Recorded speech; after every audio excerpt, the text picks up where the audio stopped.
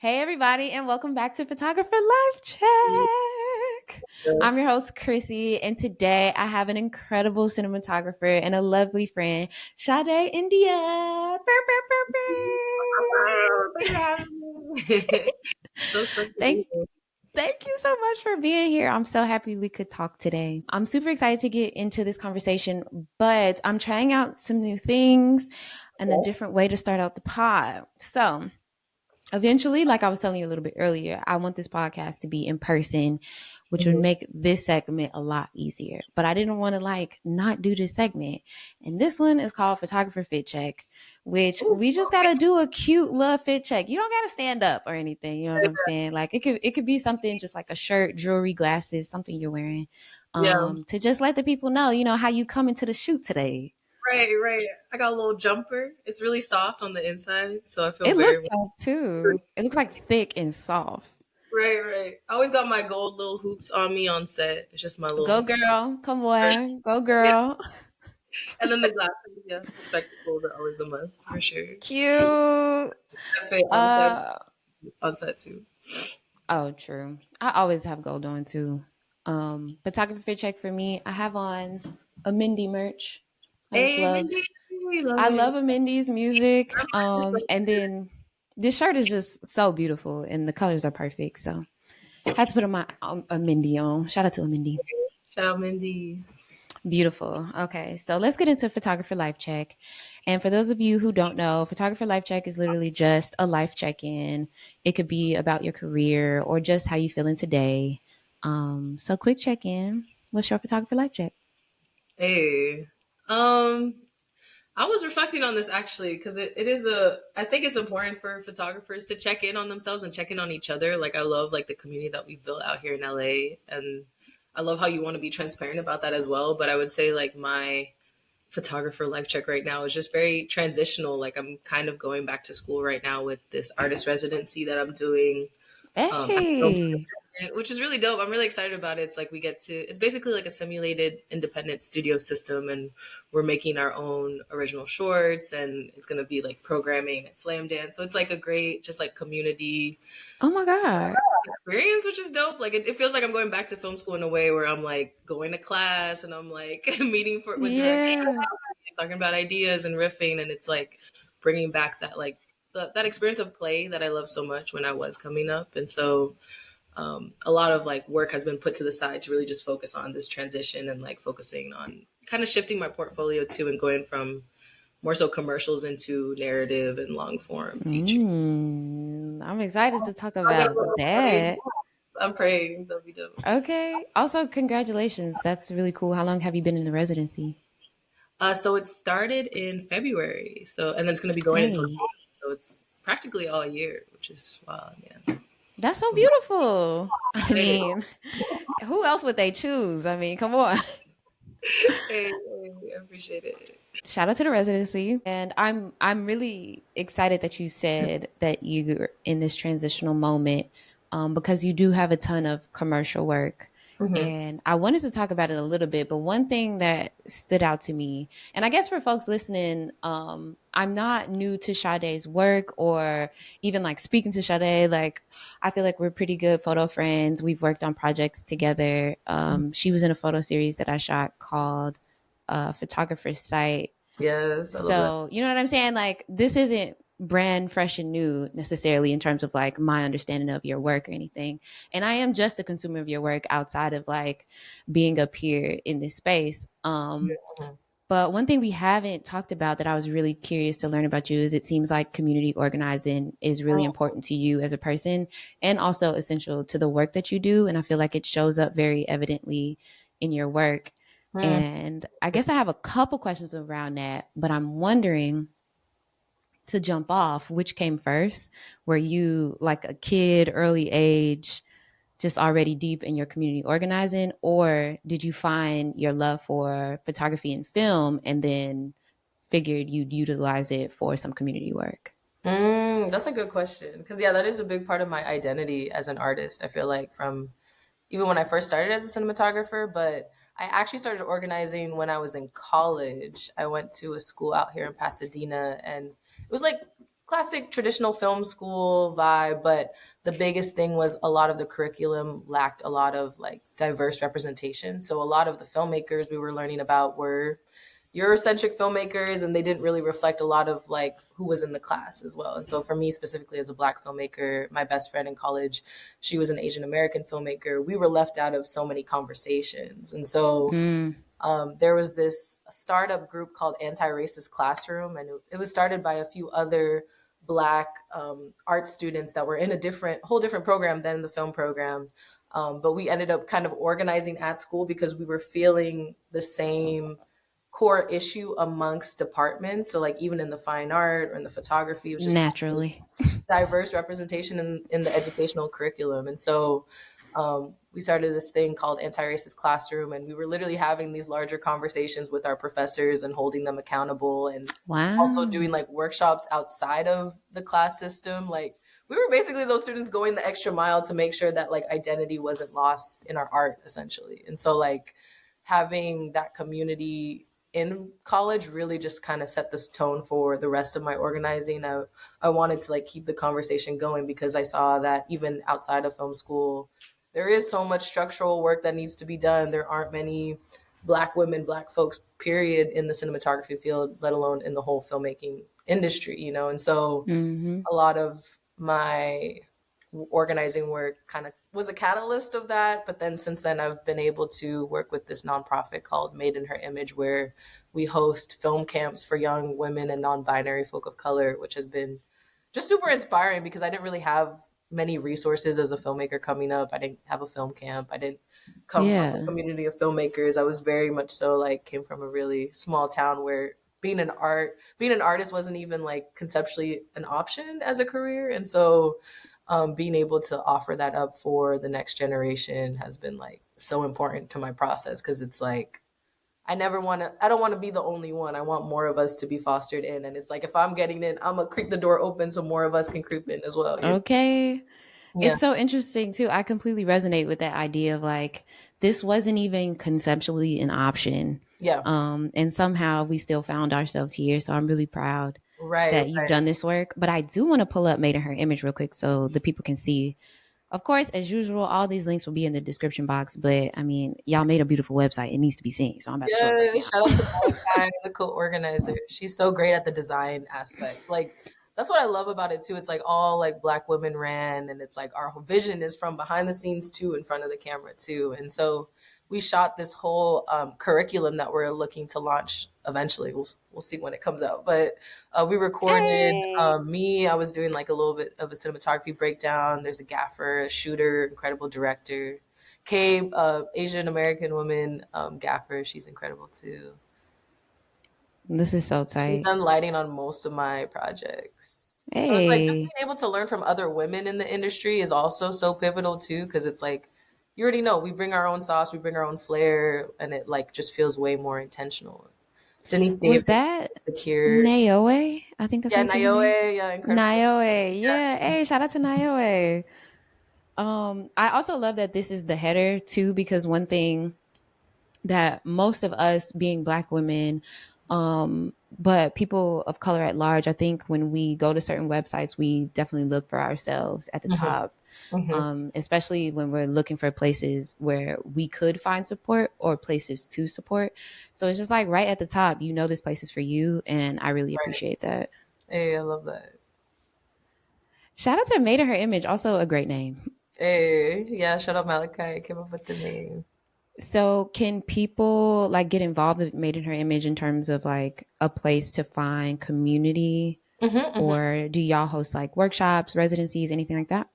Yeah, we do a mixture. So we have three different tiers of students that we appeal to. So we have like the younger. Our last camp was geared more towards their ages 13 to 17, like the next generation of filmmakers. But we also do programming for like 18 and plus. And so we've done like digital workshops. We want to do more in person workshops, but I think the toughest thing with running a nonprofit is it's all reliant on grant funding, and it's like really Yeah. project by project based. And we have so many big dreams of making it a film school, of making it an in-person space, but it's really just Wow. we're gonna manifest, but Yes. it's really just getting the resources. And so thankfully Converse gave us the grant to do the camp last year, but we want to find where Oh, we can sick. make it more consistent because it is a needed resource. We literally have planted seeds worldwide. It's so crazy, like in different countries or like Come on, Impact. even when I was interviewing for my residency, one of the interviewers took one of our courses, and she was like, "Oh, Oh, I'm actually familiar with Made in Her Image," and it was just crazy. I was just like, "Wow, period. like we're literally planting seeds everywhere." So it's dope to see like where people go after the program and our workshops as well, and just seeing our Yeah. footprint is so beautiful. Look Yeah, at definitely that. tap in on the Instagram, and also we also are always looking for educators and volunteers as well within the camp. Okay, beautiful. Is the Instagram just made in her image? Yeah, made in her image. Yeah, we are Okay. we are made in her image. We are. Okay, got you. Very cute. I like it. Thank you. Okay, and Thank you for seeing that and speaking, honoring that. That's such a big part of my story for sure. oh my God, yes, of course. I mean, it's just so evident in how you move. And like I said, it comes up in a lot of your work. And I Mhm. think I was just, really curious and wanted to know more about, the type of work that you're interested in doing outside of like literal cinematography, but with the people that it is very clear to me that you care so much about. Um, and considering all that, I'm also wondering, especially as a Black woman, do you ever feel pressured to have something to say being a creative, where it's like, I guess the question is sort of like, is it ever also a burden to be like, Mm, since I am the only one here or one of the few here, I have to do this thing? yeah, yeah. Yeah, I mean, yeah, that is really real. There's like more pressure to come correct when we're in these spaces. Like for sure, there's definitely been moments where it's like I'm representing a whole world of Black women cinematographers, and I need to make sure that everything I represent and stand for is intentional and also like well thought out. And so, yeah, I think just Which is unfair mindset. and It's a not lot of self real. talk. What'd you say? I said, which is unfair and Which not is a lot real. of pressure, right? Okay, thank you for saying that because I always Girl. wondered too. I'm like, am I the only one noticing this? Because it is true. It's like it's a lot of pressure. It's a lot of pressure. Even within Black women photographers too. You know what I mean? Like Hmm. when we show up to like shoot a event or like a show, a concert or something like that, and we're the only one there, we're representing a whole community. And it's like people hold that weight on us even in the workplace where it's like if we mess up then we're messing up for everyone. That's not a fair standard to put on us in the workplace at Yeah. all. Like yeah. So And no one it's else has this standard. yeah, it is tough. I think my Leo mindset, I'm always like, okay, I'm always gonna do my best Oh, and be the period. best. Oh, So I feel like you're that my kind of sister helps sign. with that. But it's like, there are those moments of like pause where you're like, oh yeah, this was very emotionally taxing. I had to really go the extra mile just to be normal, and that's Hmm. really tough to navigate too in certain spaces for sure. That's real. That's so cool. You're also my sister sign. When's your Hey, birthday? August 4th, Libra Oh, rising August Taurus moon. 4th. There's a lot going on up here. Oh, okay. Yeah, it's a lot. It's kind of like a tug and pull kind of vibe. I feel like. I feel like mine is also a tug and pull What's your throughout my rising and whole chart. your moon? I'm a double Aquarius and my moon is a Oh, Scorpio.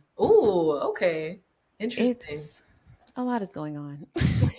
Yeah, that's actually very interesting. Right. We need a study on how that intertwines to like image making as well. I feel like that could be interesting. Ooh, that would probably be such a cool project and That would be like sick, actually. talk to actual astrologers and things. I like That this. could be interesting because I feel like my That could be Leo cool. perspective, like with my image making, I'm always like, how am I showing the best version of someone or how am I amplifying someone Hmm. or showing them in their best light? I feel like that kind of plays into my zodiac mindset, I think. That's real. And then I'm wondering, in that same regard, it's like in those moments, what is your moon telling Mm-hmm, you? mm-hmm, mm-hmm. That's Okay, let's get interesting. on this. I I like know, right? this. A little side quest. That's a Right. side Another part. little side quest we're going to take. Yeah, that's Uh, funny. okay. So I don't know if you know, but you're the first cinematographer on the Hey, pod. Hey, hey, milestone, a milestone. One thing about lovely. me, I love a milestone. So Because of that, though, I would love to get down to the basics of things. Hmm. For folks who may not know what cinematography is, can you just explain what does it mean to be a cinematographer and what is your role on sets? Yes. It's funny because I've asked this like by so I many know people. you I've asked are. Oh this no. by my family the most, honestly. Like they still don't truly know what a cinematographer is, and I explain to them every single time I see them. But a Bruh. cinematographer is essentially in charge of crafting the visual language of a film or project. And so what I do specifically is one, craft like the lighting language of a story, and also camera and lens looks. And so for different short films, for example, I craft different lenses that feel intertwined with the story. I think as image makers, Mhm. we're always trying to see how our technical decisions are dictating our storytelling as well. And so that's kind of like our life's mission is like, how are we intertwining the technical with storytelling? And so even for commercial projects, I try to be very intentional with like pinpointing lighting references and making sure that it's amplifying our brand's mission or our talent's mission or amplifying them in the right light, essentially. Mhm.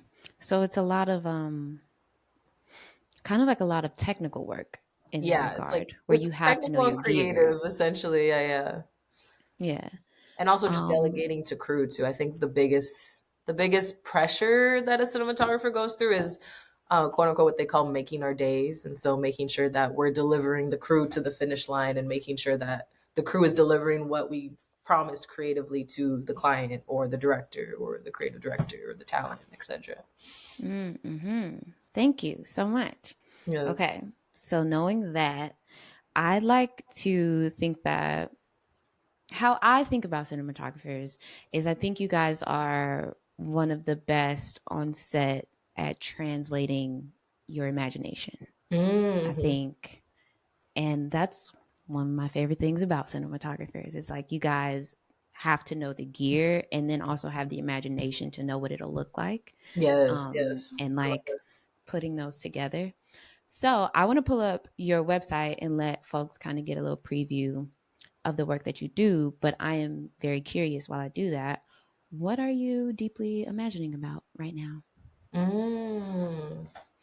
I'm working on this short film in New York this week, actually, that I've just been just so inspired by lately. I think it's a new look for me, and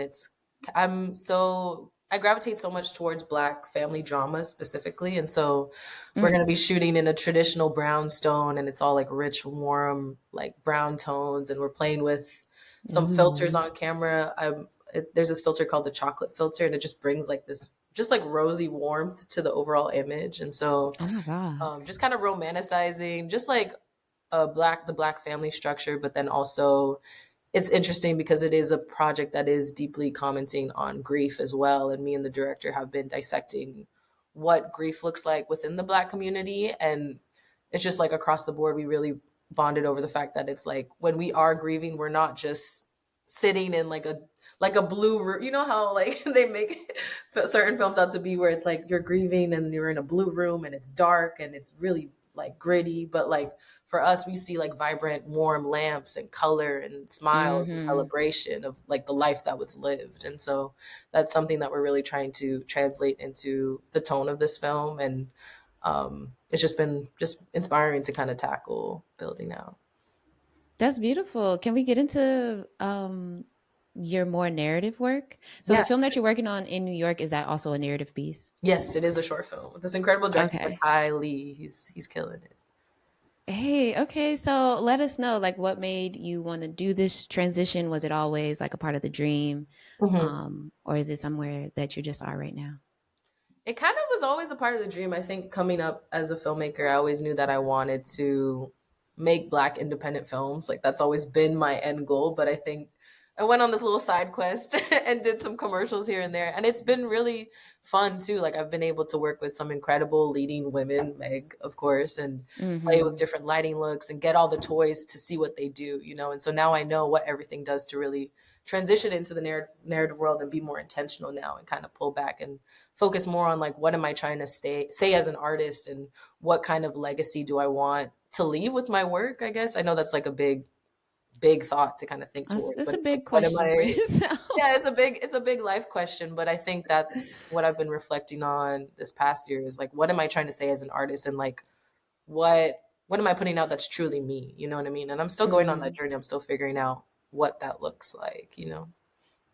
I mean, you definitely got down a look. Even just going through these right here, I think this is a testament of like someone who has a vision for what their work is and will look like. Hmm, hmm. Um, how did you develop your look, do you think? Did you just like have certain inspiration?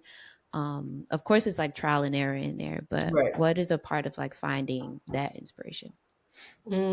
I think definitely yeah, the trial and error, but also I'm really big on just like you already know, like the office work. You know, when you're get finding those moments of inspiration, like going out into the world and living life is honestly the biggest inspiration. Noticing how different environments are lit, how people are living through different experiences, or like even when I'm out and about and I'm just going to a bar with my friends, I'm paying attention to how the lighting looks within the space and I'm documenting it so that like if I do have to recreate that look in a film, I have a reference in my Mm. mind of what was already lived and what was already felt, you know? And so that's a big thing.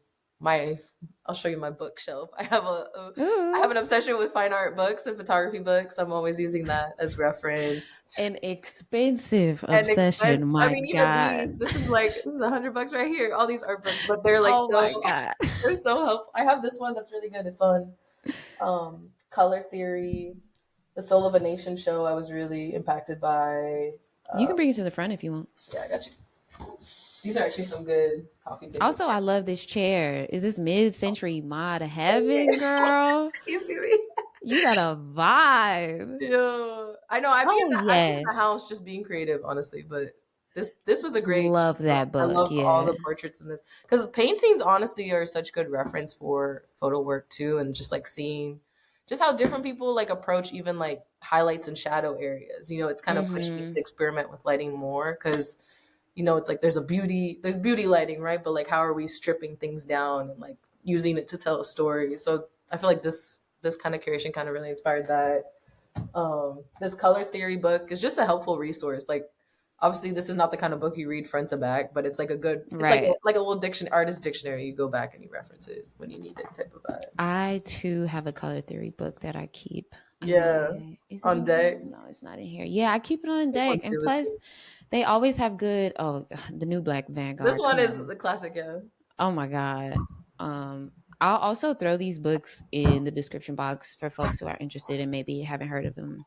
yeah. Photographer reading list would be lit. That's so cute, photographer reading list. That would be super cute. That's too cute.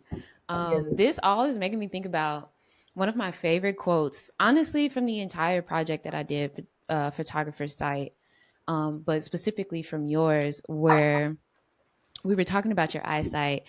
And what I noticed also about your work is that it's very dreamlike. It feels a little Mhm. surreal. There's a Oh lot yeah, I of remember folk this going on. conversation. Yeah, And you were like, yeah, I think I'm just now realizing like that's probably linked to the fact that like I just had bad eyesight as a kid and didn't know for so long.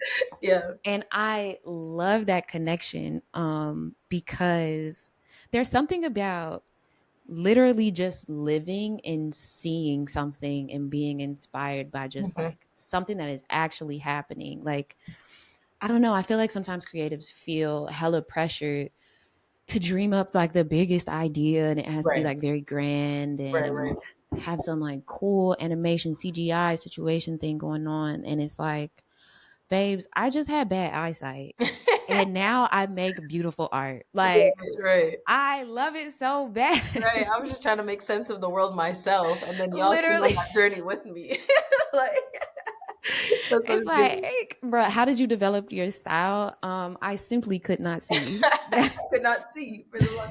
And no, honestly, I think I told you this last time we were talking about this. Like the first 2-3 years of DPing, I didn't wear glasses, so that's even funny. Bruh. It's I was like, like, I wasn't truly seeing, so I don't know what y'all was seeing, but I can see now. It's so funny. which makes it even more remarkable. Like thinking about somebody responding to your work and being like, wow, this is so remarkable, but like you not actually being able to even see the work that you just Right. made. It's so Right. crazy. Also Funny. speaks to the talent. Come Right. on. There you go. That part. It's in you, not on you. Perspective. Come on. It's so Oh my funny. goodness. But I do love that you like live in this dream like pocket. Um would you consider yourself a big dreamer? Yes, for sure, for sure. Always, I was definitely a very imaginative kid, and I feel like it still translates in my day to day. Like, even when I get locked in on a story, I'm already like, if I get locked in on a script or a story, or even like there are times where I'm out and about and a director approaches me with a concept or something like that, and she's telling me about it, and then I'm thinking, I'm already visualizing like how I would translate it in terms of imagery. So it's like the clocks are always kind of ticking, which is it's nice, but sometimes it's nice to shut it off too. Like I'm working on that, shutting it off when I need to, and just like living life as well, because I feel like yeah, I just spend so much time on set that I'm like, trying to find those moments of pause to also like see my community, see my friends. That's why the art house film lab like link up was like just so dope, because it's like we're always on set grinding, doing our own projects, but to actually just be in an intentional space and share space and meaningful dialogue was just so impactful. And like just sharing resources, like Cleon giving me his like rundown on his experiences shooting 16, like was super Yeah. inspiring. I feel like these spaces are so important where we can come together and in dialogue and conversation, and also just like giving each other like our flowers too. I think that's so important. No, for real. Yeah, it was really beautiful. I feel like it isn't often that I get to be in a room with hella other image makers and we're Right, not working.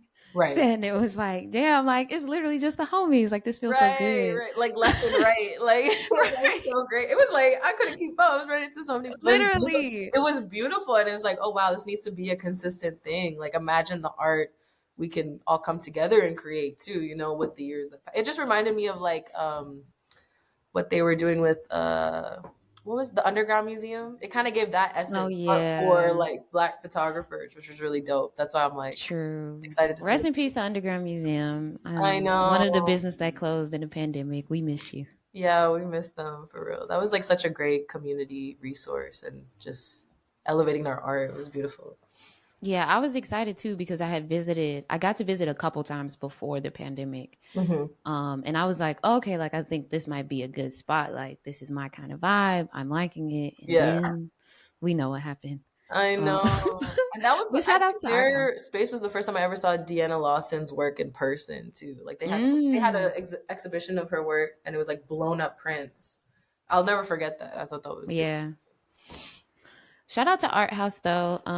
The first official sponsor of the pod, period. Hey, But I should have worn my I sweater. know I should. I gotta for the photography check. Maybe the next conversation. Next one, yeah, yeah. I'm gonna wear my Art I House. think You know mine's what in I'm the wash saying? actually because I wore it so much. Come Which is a good on, thing. Which is a good a thing. real supporter, a real friend. Right. That's funny. But yeah, that community from Art House is just so very special. Shout out to Sid Yeah. and Tony. But this is making me think about the community that you come from, which for the girls that don't know, Sade is from Belize, Hey, which is so beautiful. I can't wait to visit. And before definitely. we get into the things, I'm very curious how you think your home country has maybe helped you develop your style or insight now, also.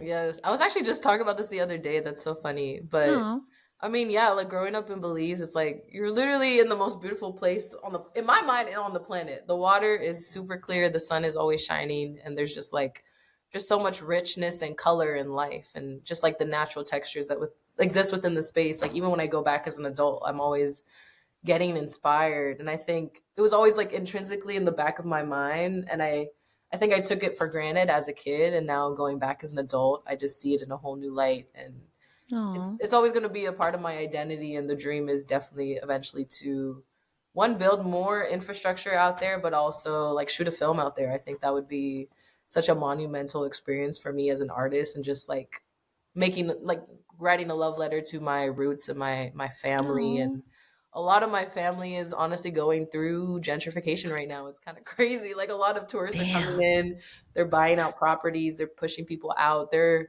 building. There was actually a protest this week. Someone posted, I just saw it this morning, where a lot of tourists are coming in and they're building rocks on the beaches, and it's um, basically bringing dirt into the ocean, but also like slowing down the tides, and it's just like not good for our beach structure out there. Yeah. And so a lot of the locals came and they pulled the rocks off the beach to like kind of reset it, but Yeah. the guy was like calling the cops on them and all this stuff, but it's an illegal process that they're doing with like to make their Airbnb look better. So it was just like heartbreaking to see my own community in that light. And yeah, a lot of the locals are getting pushed out. And so I think creating more conversations around that, I think would be really interesting to like go on and just like raise more awareness, because it is a beautiful place, but also we don't want to lose sight of it. You know what I mean? People are coming in Yeah. and taking advantage of it. And that's what people tend to do with the Caribbean a lot, which is so unfortunate, you know? Yeah. Do you still have a lot of family down there? Yeah, my whole family, my whole dad's side is out there. Oh, So, and they have no interest in coming out here. Like I asked my dad when I I saw him know last that's time, right.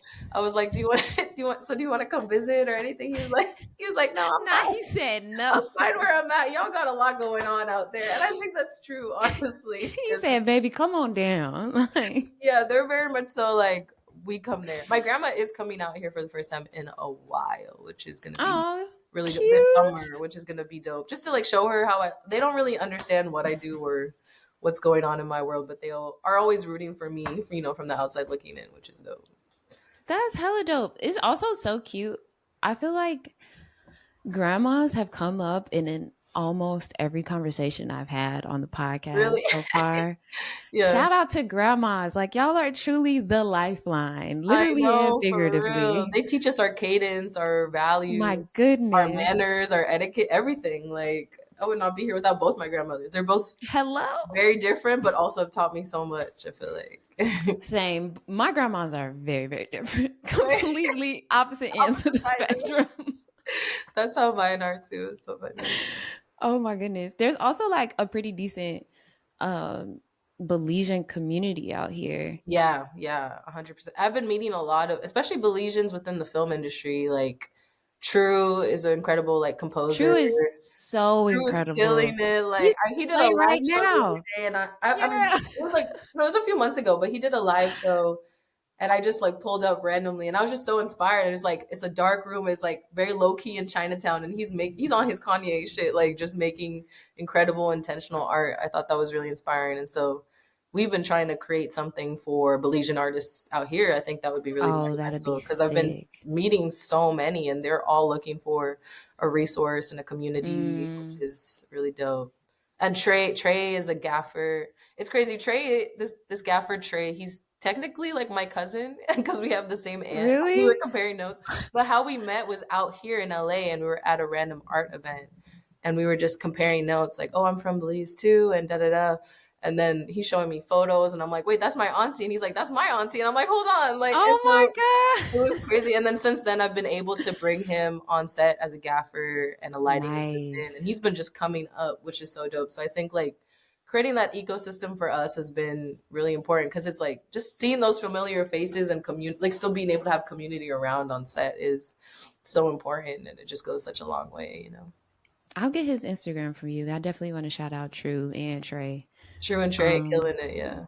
have you made a narrative, or anything for that matter, that had like Belize as the theme or the background or I the story? haven't actually. I made a film that was kind of similar essence. It was this film called Sonia Dora, and it was about a Haitian American Yes. woman, which was really dope. But it had me and the director Stacy really bonded over just like our roots, our Caribbean roots, and also just like this feeling of like leaving your family back home to pursue quote unquote the American dream. And what does that really look Mm, like? And is that something we're really seeking at the end of the day? And sometimes you get here and you realize like it's not all that it seems. Yeah, this film. yeah. I love Sonia Dora. It looks so beautiful. Like, look at these colors. My goodness. Eh, And you're a decker, right? Like, you like, or do you like making decks? yeah, I do. Yeah, yeah. I Okay. made a very in-depth deck for this actually. Like I made a look for every location and every scene.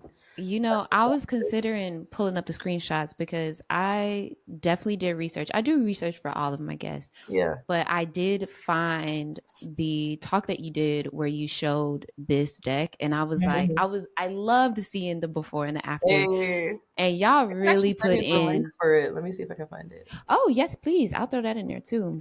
Um, Uh, that is one incredible thing I love about building sets. Shout out to production designers for real. right, they killed it on this. My goodness, like I want to zoom in. Uh, Y'all just gonna have to watch it because the still isn't giving everything it needs to give. Let me see if I But have the cinematographer. Oh, I do. Okay, let me drop it in the chat. okay, cool. Is It's there a chat available to here? watch on her website. Copy link Yeah.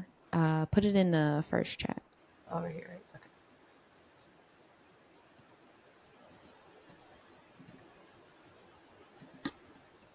Oh yeah, I really enjoyed doing that B&H talk. Just it was so beautiful because it was like I was just so passionate about putting that together, like talking about how to craft a visual language for a film. Because I'm always pushing other fellow image makers to just be more intentional with their process and make sure that every decision is servicing the story essentially instead of just like showing up and shoot and just like seeing talking to people after the talk and hearing what they took away from it was super inspiring. Like one kid, he was like in college and he took a whole page of notes, and I was just like, it was so heartwarming Oh, to see like those are the resources I wish I had. So I'm always like so keen on sharing, and giving back. yeah.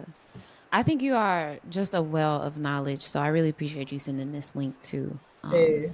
And I'm sure folks will just love. I mean, we already have so much to put down there. We got books, we got We people, got books, we got we this. got One thing links. about me, I'm gonna leave y'all with the resources. Yeah, Okay. that's funny. Beautiful. Okay, well, let us stop right here. We're going to take a quick break and we'll get back into our next segment.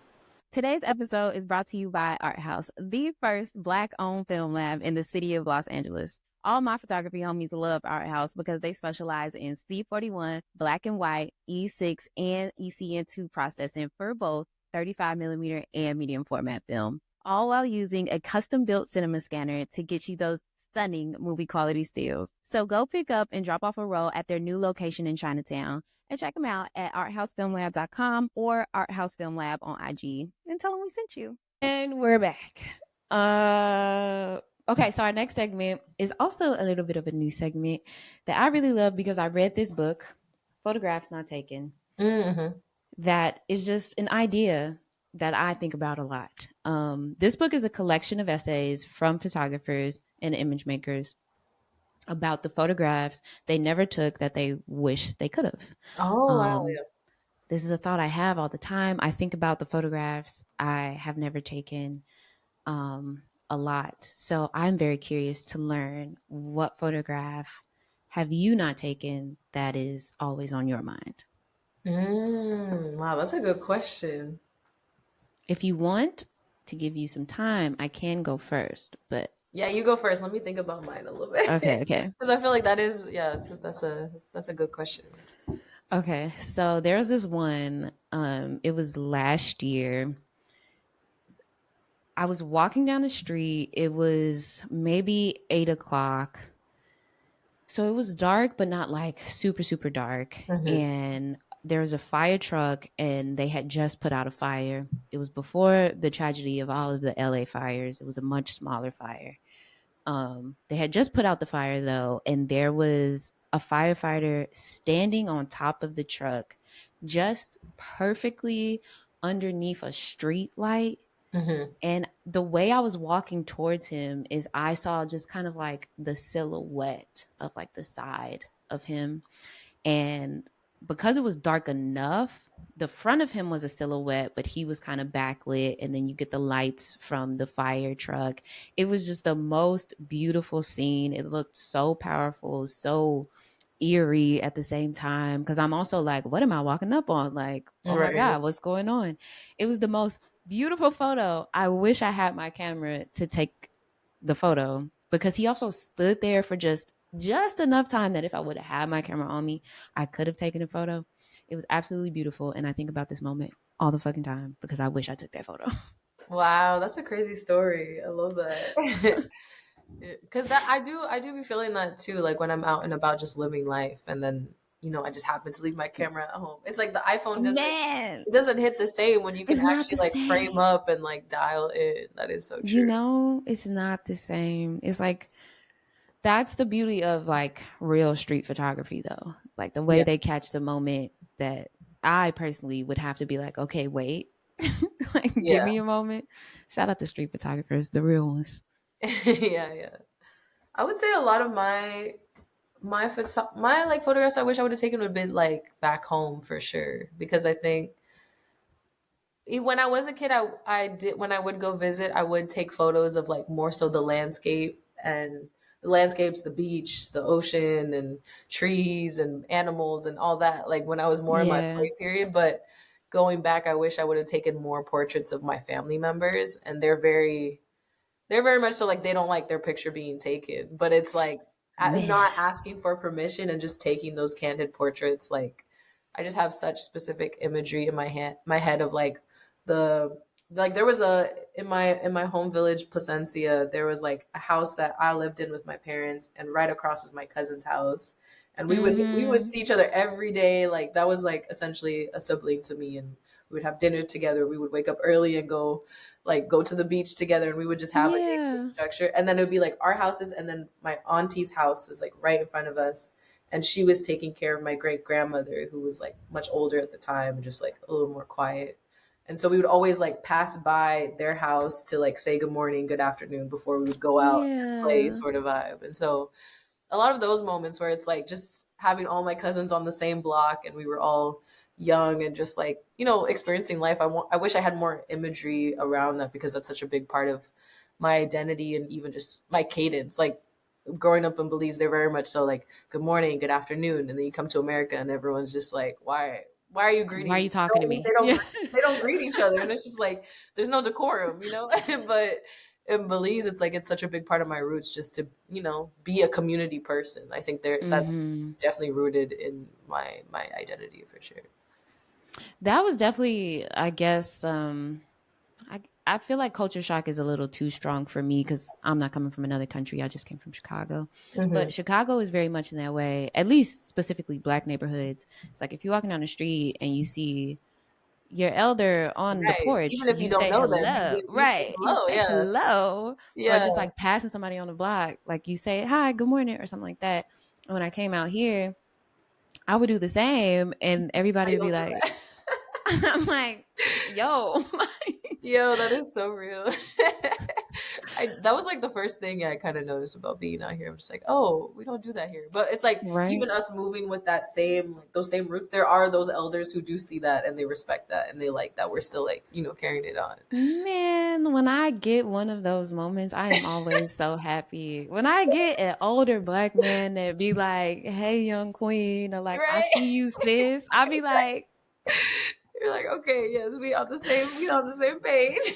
"Truly, the problem is we don't live in Lamert. If we lived in Yeah. Lamert, this would be normal Right, for right. us." And Robert's a different thing. I'm like, or maybe I shouldn't say where I'm at. Right? No, no. Cut Like, that I'll part delete out. that. Cut Yeah, that I'll part out. delete Cut that. that. I'm too comfortable with you. Exactly. Don't nobody need to know. That's so funny. But yeah, I forgot it's gonna be um, right on the internet. bruh, don't worry, I I just feel got like I'm this. having a conversation with you. You made a safe space. I know that's right. Thank you.